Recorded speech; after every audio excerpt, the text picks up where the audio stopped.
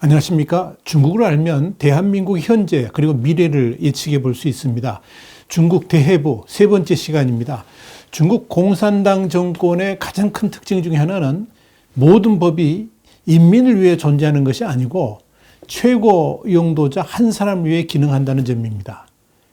그 최고 용도자 한 사람이 국가적 중대사의 최종 결정권을 독점하기 때문에 그런 거죠. 그래서 이 국가의 모든 기관들이 오로지 최고 용도자의 안정적 통치를 위해서 열과 성을 다합니다. 그곳에 법치는 존재하지 않습니다.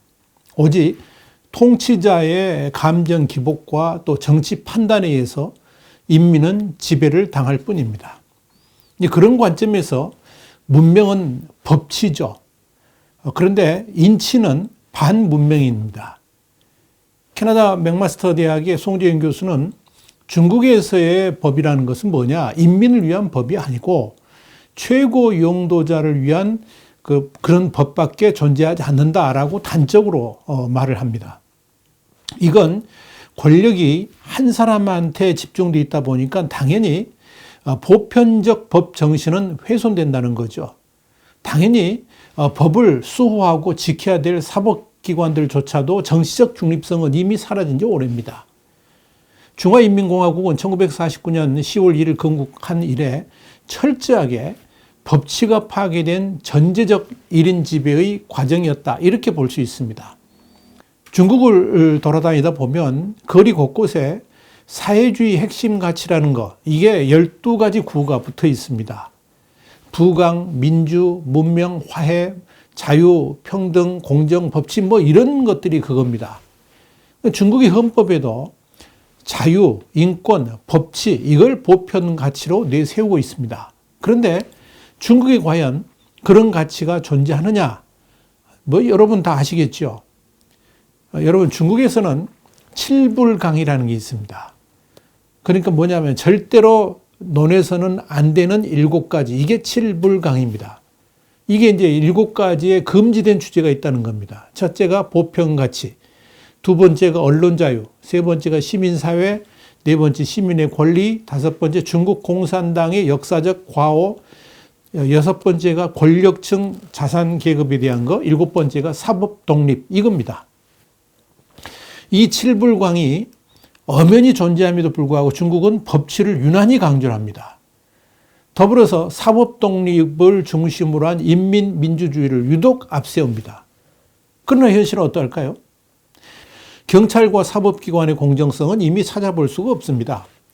심지어 가장 중립적이어야 될 군대마저도 노골적으로 한 사회의 특정 세력만을 옹호하고 그 특정 세력을 방어하고 또 그 옹이하는데 진력을 다합니다. 이것이 중국입니다.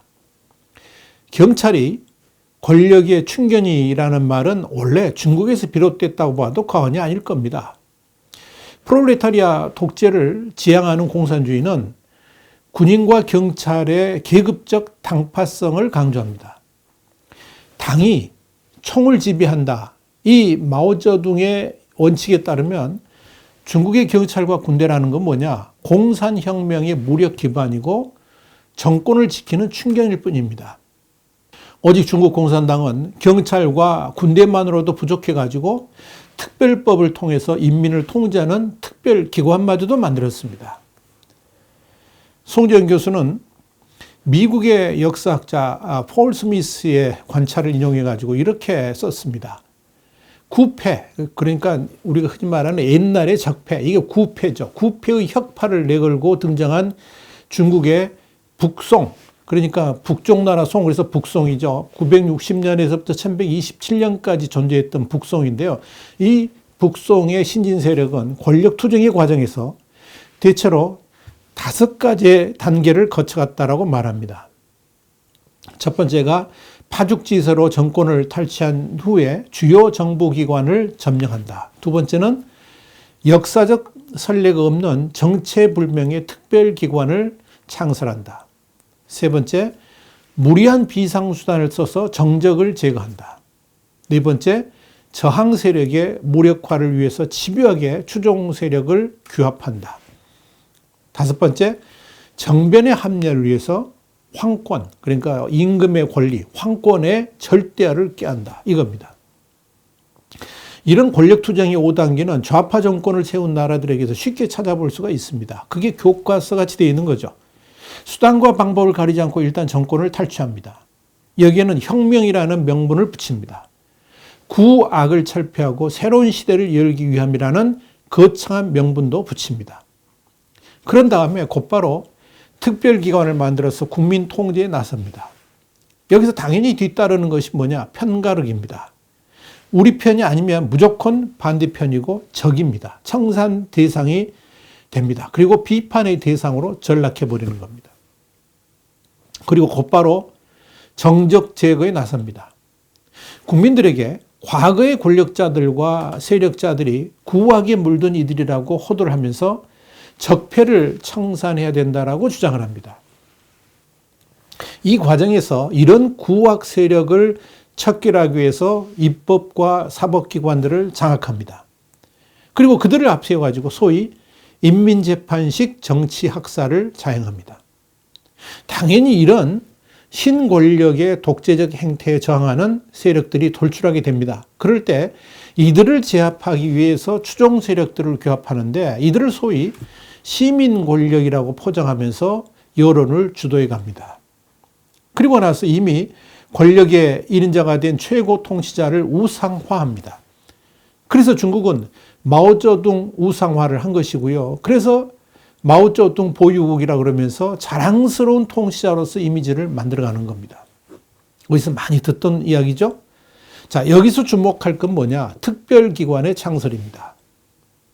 송재현 교수는 독재 정권은 흔히 비상위원회를 구성하고 각종 특별기관을 창설한다 그러면서 법적 제약을 최소화하고 반대 세력을 무력화하기 위함이라고 주장을 합니다. 중립, 공정, 정의 실현, 구악 철폐 이런 혁명의 미사역으로 치장을 합니다마는 권력 독점의 장꾀일 경우가 대부분이라 그러면서 이 모든 것들은 역사가 증명하듯이 독재 정권의 특별기관은 얼마 못 가서 구악의 상징으로 전락하고 만다라고 이야기를 했습니다.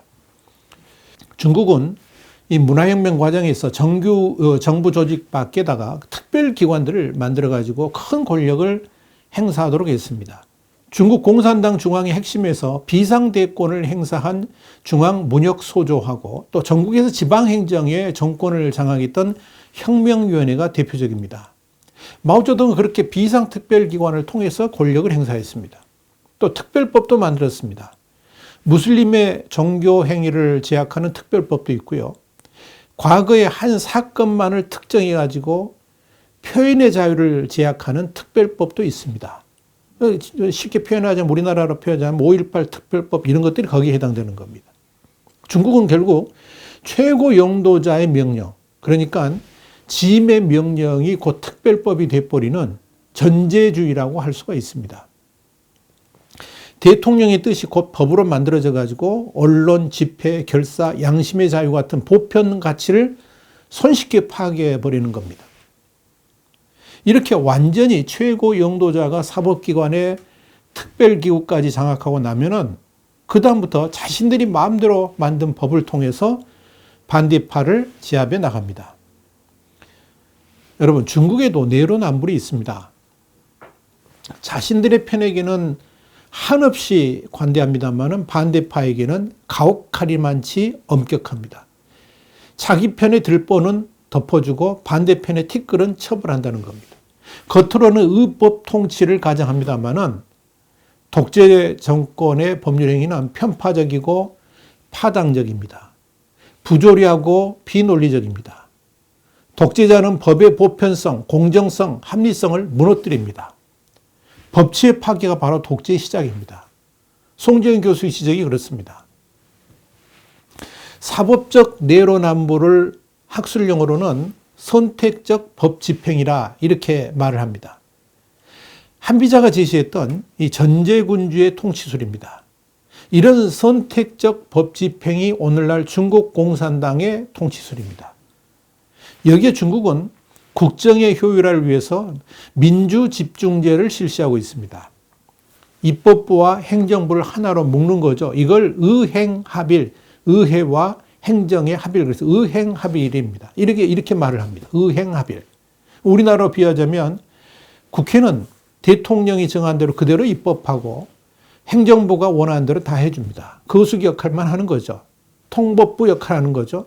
더불어 그 국회에 소속된 의원들이 행정부까지 들어가가지고 일을 합니다. 그것이 바로 중국식 의행합일입니다.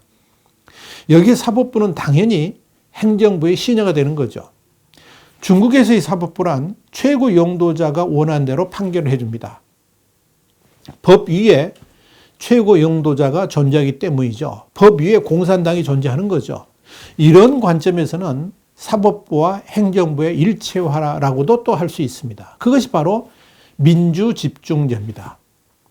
중국에서는 수시로 부패 권력자에 대한 심판을 한다 그러면서 대대적으로 떠들 때가 있죠.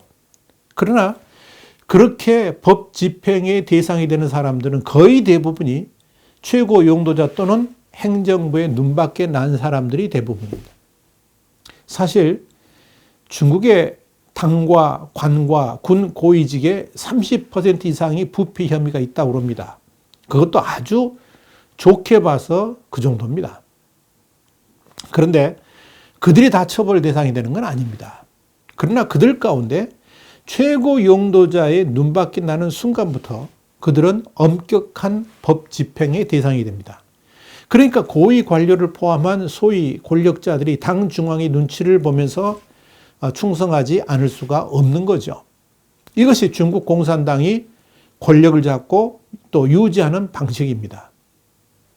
그것이 지금 한국 좌파에게 그대로 전수되고 있는 것은 아닌지.